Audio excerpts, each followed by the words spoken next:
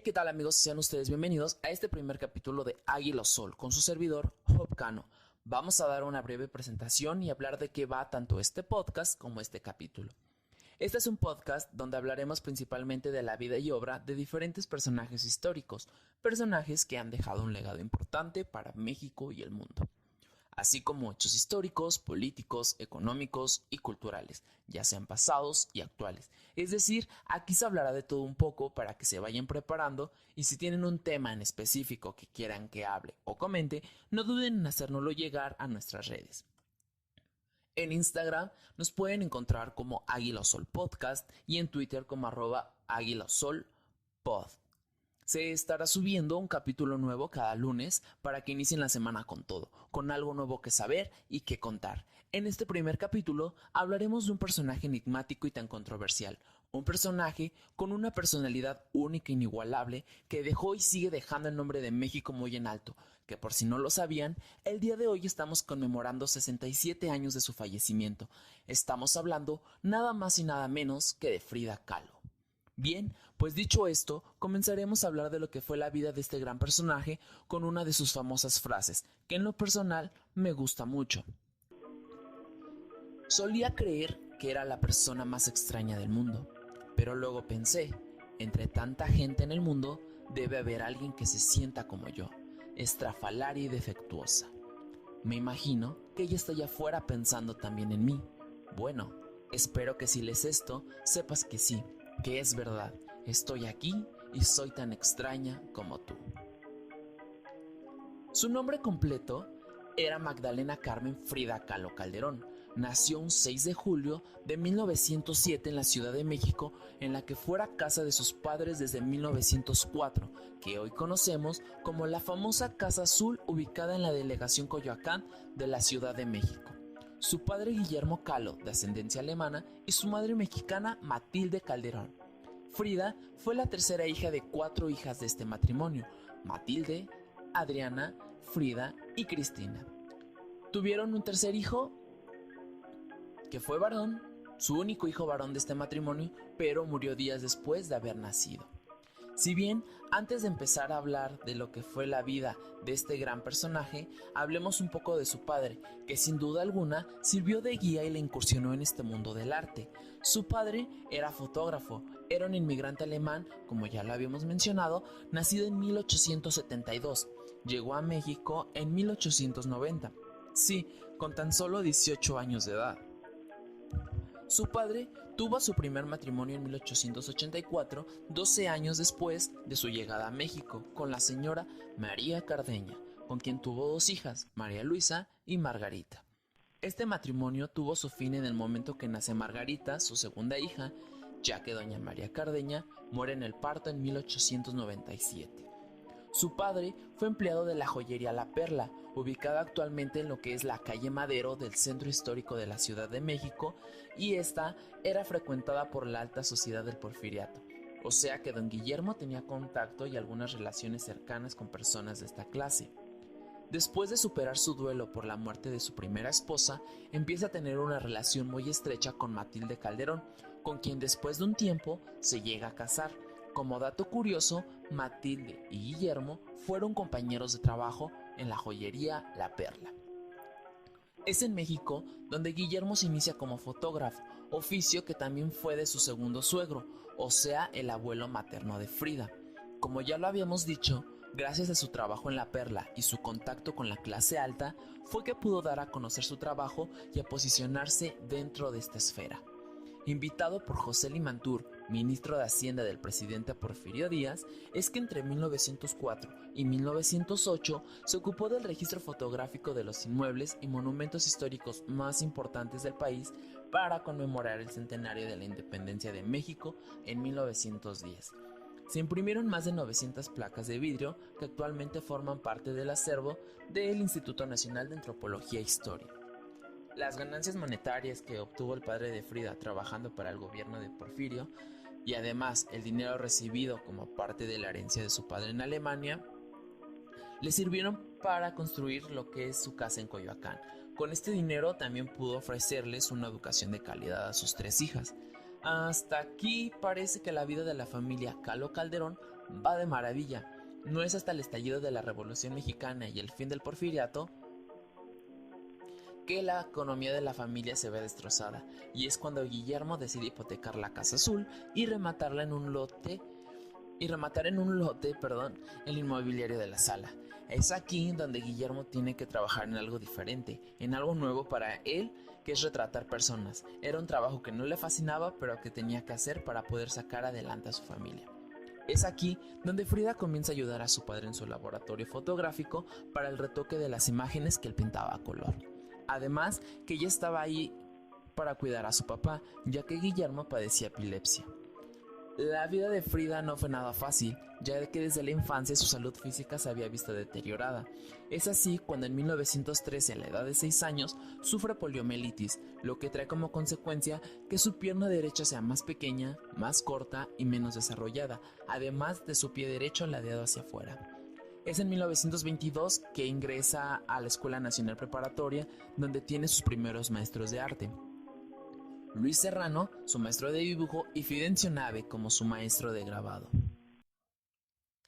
Aún no se ha confirmado que estos personajes hayan tenido una influencia en la vida y obra de Frida, bien solo se dice que Frida tomó estas clases para escapar un poco de su realidad y combatir las secuelas de la poliomielitis, además que su padre la obligaba a tomar clases de natación y andar diariamente en bicicleta.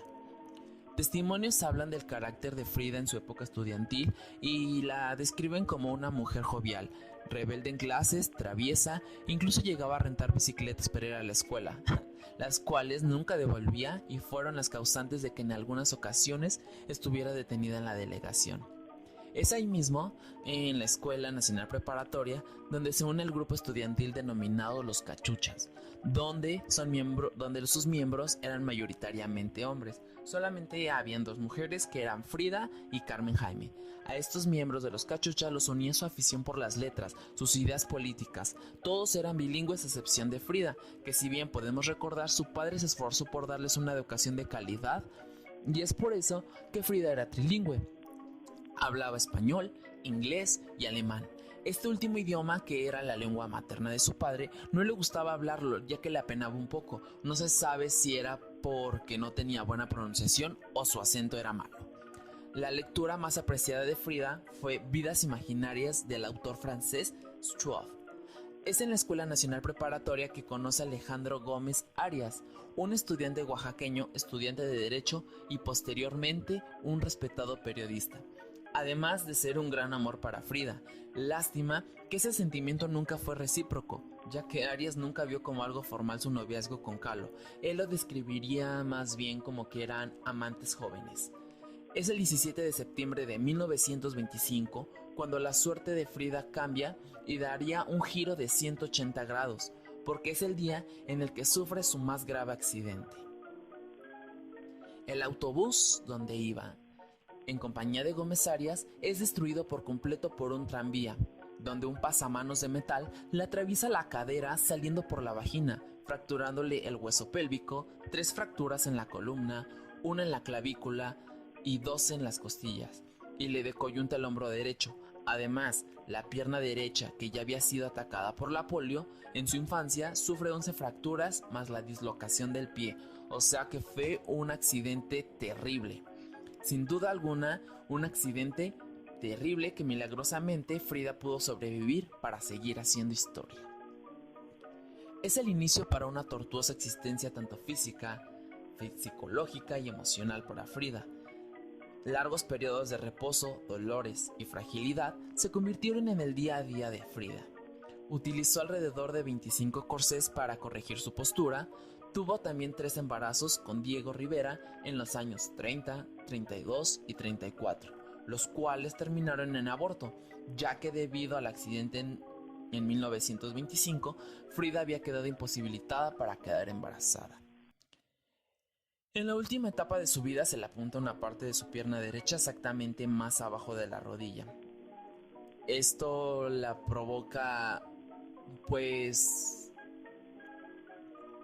una depresión absoluta. Es cuando Frida ya no se mueve, cuando Frida está muy triste y decide empezar a hacer un diario. En ese diario es donde escribe sus más famosas frases.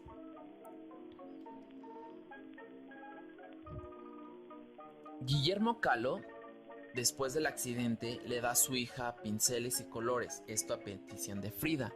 Su madre, con quien no se llevaba bien, le manda a hacer con un carpintero un caballete que se adecuara a su obligado reposo, o sea, un caballete que iba postrado en su cama. Es así como Frida empieza a pintar lo que posteriormente sería su gran legado. Después del accidente, Frida dice que necesitaba a Gómez Arias, que era un gran soporte emocional. Es por eso que su primer autorretrato pintado en óleo se lo dedica a Gómez Arias.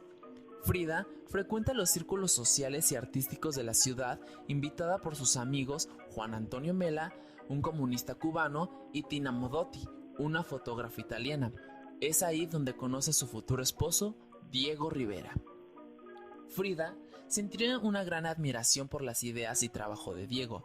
Es por eso que en una ocasión lo busca para mostrarle algunas de sus pinturas. Diego ve un gran potencial y la motiva a seguir pintando. La relación entre ellos se estrecha y es así que Rivera se va volviendo poco a poco un visitante asiduo de la Casa Azul, hasta contraer nupcias en 1929 en la Catedral de Coyoacán. Diego con 43 años y Frida con 22. De acuerdo a Frida, Matilde Calderón, la madre de la novia, calificó la unión como la boda entre un elefante y una paloma.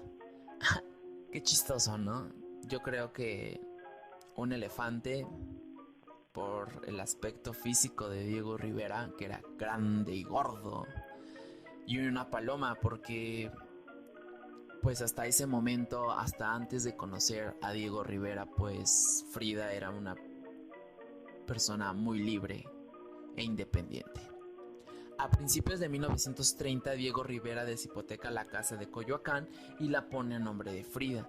Aproximadamente al año de casados, o sea en este mismo año en 1930, Diego y Frida se van a vivir por un periodo de 3 años a distintas ciudades de Estados Unidos, como Nueva York, Detroit, por mencionar algunas. Durante este periodo es cuando Frida sufre su primer aborto y 2 años después tiene que venir de emergencia a México por la muerte de su madre en 1932. Para el año de 1934, la pareja habita la casa que tenían en San Ángel, lo que hoy conocemos como la casa de estudio de Diego Rivera y Frida Kahlo. A Frida y Diego, además del amor y afecto que sentían el uno por el otro, lo que los unió fueron sus ideas revolucionarias y estar afiliados al Partido Comunista Mexicano, del cual tiempo después expulsarían a Rivera por tener diferencias ideológicas con el partido. Su relación era apasionada y creativa. Los conflictos igualmente se derivaron a múltiples infidelidades por parte de Diego. Lo que más marcó a Frida fue la infidelidad de Diego con su hermana menor, Cristina Kahlo. Su hermana menor era muy apegada y era la que siempre estaba pendiente de Frida. Eran muy unidas y por eso le afectó muchísimo. Diego, después de ahí, pues los artistas se divorcian en 1939 y un año después se volvieron a casar con un acuerdo mutuo que iban a tener vidas sexuales autónomas. Diego toleraba más las relaciones lésbicas de Frida que las heterosexuales. Sí, porque en este momento Frida ya mantenía lo que eran relaciones tanto con hombres como mujeres. La obra de Frida durante su vida alcanzó el alto aprecio también de Pablo Picasso, Paul Klee, Marcel Duchamp y André Breton. En 1938, Frida tuvo su primera exposición individual realizada en la Galería Julien en Nueva York, que cuenta con un texto curatorial de la autoría de André Breton, definiéndolo como surrealista. Concepto que Frida rechazó, aunque en su librero contiguo a su cama tenía cerca de ella literatura sobre esta corriente. Frida siempre decía que sus obras no eran surrealistas, más bien que ella no pintaba sueños, no pintaba nada que fuera algo fuera de la realidad, ella pintaba solamente su propia realidad. En 1939, por invitación de André Breton, se convierte en la primera mexicana en mostrar su obra en una exposición llamada Mexique en el famosísimo Museo del Louvre en París. En 1940 la muestra 20 siglos de arte mexicano y en 1942 la exposición Retratos del siglo XX. Ambas en el Museo de Arte Moderno de Nueva York incluyen obra de su autoría. En 1941 el Instituto de Arte Contemporáneo de Boston la incluye en la muestra Pintores Modernos Mexicanos y en 1943 el Museo de Arte de Filadelfia exhibe su trabajo en la exposición Arte Mexicano de Hoy, entre otras. En tanto, en México, Frida participa en 1940 en la Exposición Internacional de Surrealistas presentada en la Galería de Arte Mexicano de Inés Amor. En 1947 en 45 retratos de pintores mexicanos, siglos XVII al XX en el Palacio de Bellas Artes y en 1949 en la exposición inaugural del Salón de la Plástica Mexicana. En 1942 la artista se integra al Seminario de Cultura Mexicana como miembro fundador y en 1943 empieza a trabajar como maestra dentro de esta misma escuela. Un año más tarde, y debido a que ya no se podía mover por sus cuestiones físicas y de enfermedades, es que ya deja de dar clases. Sin embargo, tiene 3 alumnos y una alumna que continúan teniendo sesiones de trabajo con la maestra Frida en la misma Casa Azul. Por esto, a estos 4 pintores posteriormente se les conoce como los Fridos. Es cierto, la única exposición individual de Frida en vida en México fue inaugurada en 1953, un año antes de su muerte, en la Galería de Arte Contemporáneo de Lola Álvarez Bravo. Es riesgoso referirse a la lista de sus obras más emblemáticas, por lo que apelamos a la subjetividad.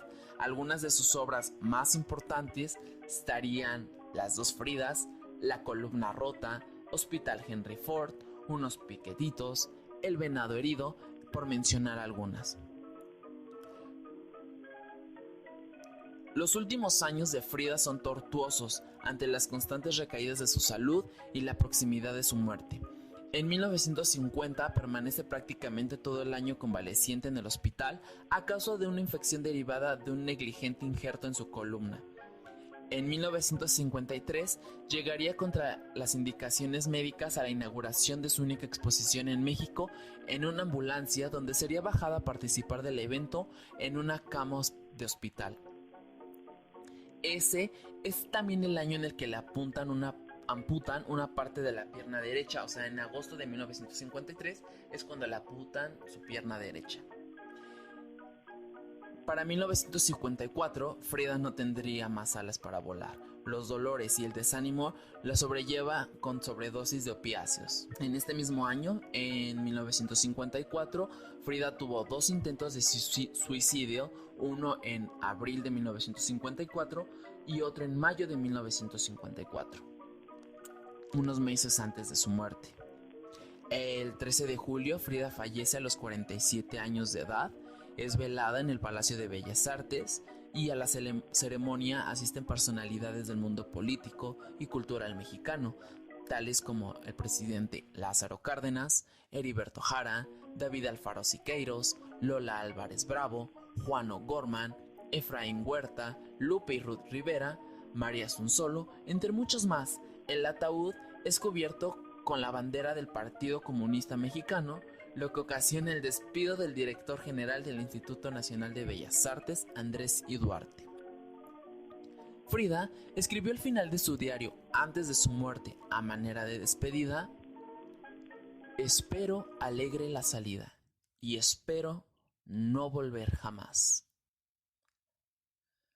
Como ven, amigos, sin duda alguna una historia de superación, amor y grandes contrastes. Una mujer que hasta la fecha nos sigue cautivando y enamorando. No está de más invitarlos a la exposición Frida Inmersiva que se está llevando a cabo en la Ciudad de México, exactamente en el Frontón México. Los boletos están disponibles en la página de Ticketmaster por si quieren ir a darle una checadita. Y bueno, hasta aquí terminamos lo que es este primer capítulo, esperando que lo hayan disfrutado y que hayan conocido un poco más sobre Frida. Nos escuchamos en un próximo capítulo de Águila o Sol. Adiós.